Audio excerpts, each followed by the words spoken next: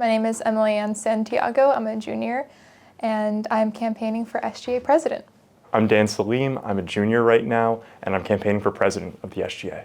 My name is Ethan Lin. I am a junior, so class of 2026 in the School of Media and Public Affairs, studying political communication, and I'm running for SGA president. I come from the outsider perspective. I'm the only one on the ballot right now who is an outsider, and just working within CLRE and working as president of GW Dems, and then just being a Latina on this campus, I've seen so many issues within our campus that are just not being addressed by our leaders, whether it's that they don't know if that's happening or they don't care enough to address it. I don't want just to graduate in a year and say, okay, these are someone else's issues. I want to take these issues I've seen and talked to students about for the past 3 years and run with it and make change so that when I leave GW, even if my name's not attached to any of the bills or my name's not remembered in 10 years, the policy in progress lives on beyond me. I've been with the student population. I'm a student myself leading these organizations. I know what orgs need. I know what fraternities, sororities need. I can be that voice because I've lived it. And I think there's a difference between learning about it from someone else and living the experience. There is so much potential for what it can be.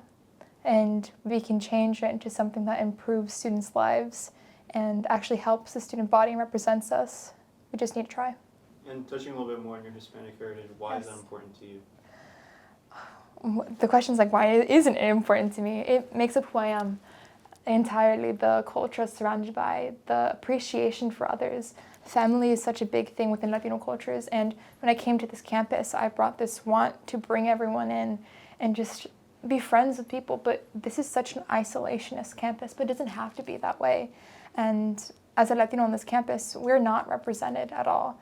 And when we look at the student body administration, in the executive branch, there's no Latinos. When we look at the actual GW administration, you have Granberg, you have Bracy, you have Coleman, you have Brian Joyce.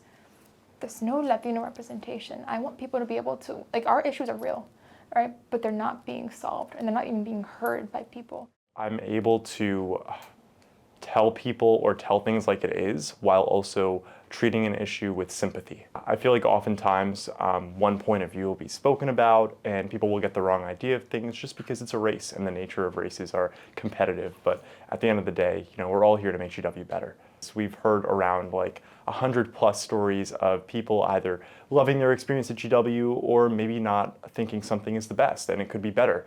And even besides the campaign, I appreciate hearing that because that makes me feel more connected with my community. I see myself as someone that is both contrasted with the status quo and also outsider experience. Like, what I would say is I bring a lot to the table, including the fact that I have been in the SGA, but also have been out of it. And there hasn't been a candidate in a very long time that's been like that. Talking a little bit about your time outside of SGA, what did you learn from pleading guilty about the campaign violations last year, and how do you hope to right these wrongs and improve? Yeah, I think that was a point. I'd probably say that was the peak where we were just so stressed and so like into SGA. It gave me a while to step back and realize maybe I wasn't doing everything right and maybe I didn't have all the answers.